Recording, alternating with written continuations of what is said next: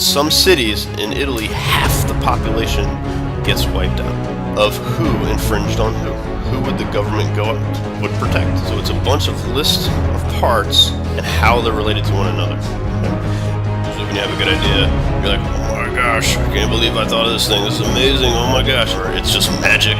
Or you're like, hey, this is like gremlins and 0-point energy and all this sort of stuff. They're not going to give you a patent for that stuff.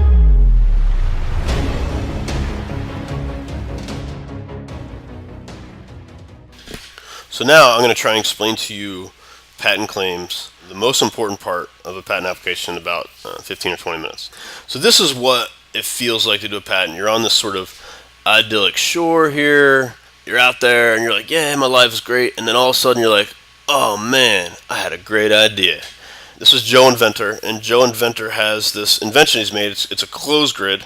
What this closed grid does is it sits on your wall. It's a replacement for a dresser. I actually built this with my dad. I actually have 3 of these in my house. And so I don't have a dresser. And so what I do is I take clothes out of the laundry, and I take them and I put them inside this device, and it slides down. It's only 6 inches deep, and all my clothes slide down there. I'm super lazy. And then they sort of stick out, but they're very easy to access through these holes, and I pull them out like tissues. So I'm like, oh, t-shirt there, the green one, and then I'll take these shorts over here, and then I have a little steamer on the side, which costs $20, and I'm like, steam, steam, steam. So I save a lot of space, and I'm like, this is awesome. And then on front is a mirror, so when I close it, now I have mirrors everywhere and no dresser, and I have a lot more space in my bedroom. So I'm super proud of this. I thought of this several years ago, and I'm like, oh man, it's amazing. When you think of an idea like this is what it feels like if you don't know anything about patents, all right? And you're like, oh my gosh, what should I do? This awesome idea, and now I want to start a business, I want to be rich, and there's this whole vast unknown world out there which you then have to do, but you're powered by the excitement of your invention. You're going to go out and try and figure it out, but what do you do? What you actually have to do is go kill a sea monster. This sea monster's name is Examiner Kraken. I didn't mean kill. I meant defeat. But Examiner Kraken is a patent examiner at the patent office. And Examiner Kraken has your patent. And it's Examiner Kraken's job to prevent you from getting your patent. And so not only is it a Kraken, and you're just some dude on the shore who's got to go sort of destroy this Kraken and get this treasure. This Kraken has some surface-to-air missiles, which it can shoot you down if you even get close to it. And it's got force fields. It's got everything. It can pretty much defeat whatever you're going to try and do to it, right? So in the past, you do what most people do when they're trying to fight sea monsters, is you're going to get in a submarine, and from that submarine, you are going to go out there, load it up with a bunch of missiles, and fire it at this sea monster. That's what most people do when they fight sea monsters. But what happens to Examiner Kraken is when you fire these missiles, man, some of them just get knocked down by this crazy force field it has. Any that do get through, they have all these like missiles that can shoot down your thing, and it's very easy for Examiner Kraken to do this. So what they found out over time of how to actually beat Examiner Kraken is to make special missiles. These are the types of missiles that are very good at getting through this force field. If you fire this, Examiner Kraken puts down this force field defenses, and instead of a regular missile, they're cluster bombs. So these cluster bombs, when you fire them at Examiner Kraken, you have these, bombs that are inside bombs. He fires it, and it hits the missile right here, but then when it hits the missile itself, it itself explodes, but 3 more come out. And so when those 3 come out, and Examiner Kraken shoots those down, then 4 or 5 or 6 more come out. And then what happens is now Examiner Kraken is shooting all over the place and has to shoot down so many missiles that one of these missiles can get through.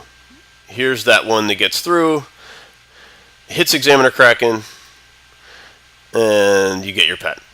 What am I actually talking about? You have your inventor with his invention, and what he's got to do is go to Patent Dive Cluster Bomb Design School. And that is what our software does. It helps you build these cluster bombs and these types of missiles.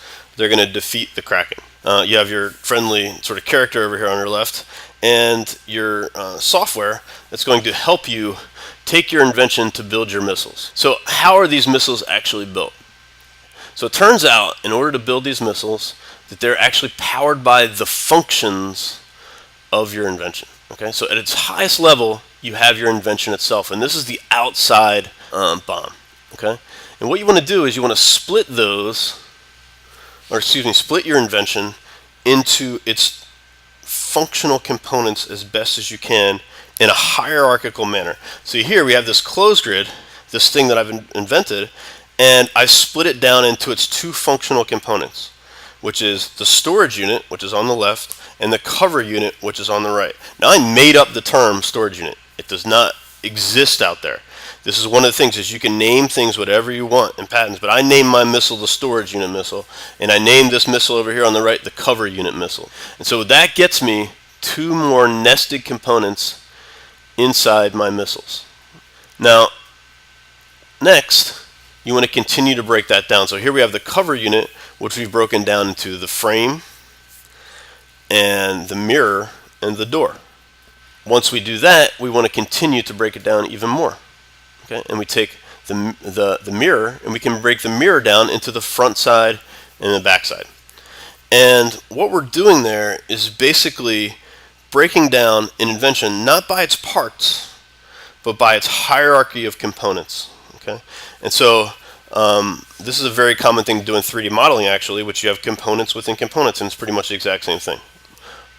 That's how people think of it when they prepare patent applications. What you want us to do is continue to break this down and down and down and down until all of its functional components, and these form the basis for the missiles that you're going to be firing at this person.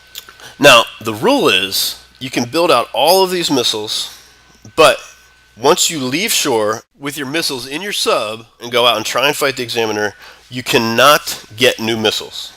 But what you can do is rearrange the way that you connect them to fire different types of missiles based on the things that you've already created. This is what Patent Dive does, is help you design and build those missiles that you're going to be firing at the patent examiner. What you really have to do is think way ahead of time before you leave shore. And with leaving the shore here is filing your patent application. The second that you file your patent application, you can't add new parts. But what you can do is rearrange the types of missiles that you're firing. Okay? And so when you're actually firing these things at an examiner, what is happening? So let's look at how this looks inside your missile design software. So you can see that what we've laid on the tarmac over here, it looks exactly like this. We have a closed grid, which is our invention, right up here, and it has a storage unit and a cover unit. Let's say that we go out to fight the examiner, and what we do is we select closed grid with storage unit and a cover unit, and that's the missile that we decide to fire at the examiner. So we fire that missile at the examiner, and how they defeat that missile, what they shoot back, is something that matches it. And you say, I claim a closed grid with a storage unit and a cover unit. The examiner looks in the prior art, and this is how they get their missiles, and they say, well, I found something in 1762 that has a storage unit and a cover unit. And they go, choo choo, and they shoot down your missile. And you're like, okay, well, now what I'll do is I'll shoot off a closed grid with a storage unit, cover unit, where in the cover unit has a door and a mirror and hinges. And so you say, okay, now I'm going to assemble that missile, and I'm going to fire off that missile, and you fire at the examiner there. The examiner goes, okay, got these missiles coming in, and it looks for a prior art that matches that. And it says, in 1982, I found a closed apparatus with a storage unit, cover unit, door, frame, mirror, and where the frame has hinges. Choo choo choo, and it shoots it down. And now you're like, okay, now I'm going to fire this. I'm going to add in my central aperture and back support. Okay, so the central aperture is where the clothes go in, and the back support is what sticks it to the wall. And now the examiner has to shoot down a closed grid with a storage unit, cover unit, door, frame, and hinges, mirror with a central aperture and a back support. And it's like, oh, I can't shoot down all of them because They don't find anything with those particular combinations of things, and boom, central aperture gets through and back support gets through, and I've defeated the examiner, and the examiner has to give me my patent. The deal is that now I have a patent that covers this thing.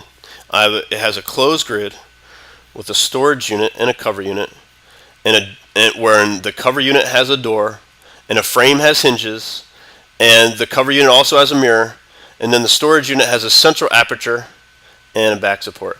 And so if anyone else out there builds my product and it has those things, then they will be infringing on my patent.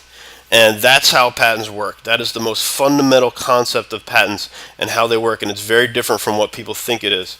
It is a game of firing off missiles where you are planning for this battle far into the future. And what's really important is you detail all of these things as you can, because it gives you the ability to shoot off missiles that are very broad in terms of their protection, just like the closed grid and the storage unit and cover unit. If I got that patent, I would be super rich.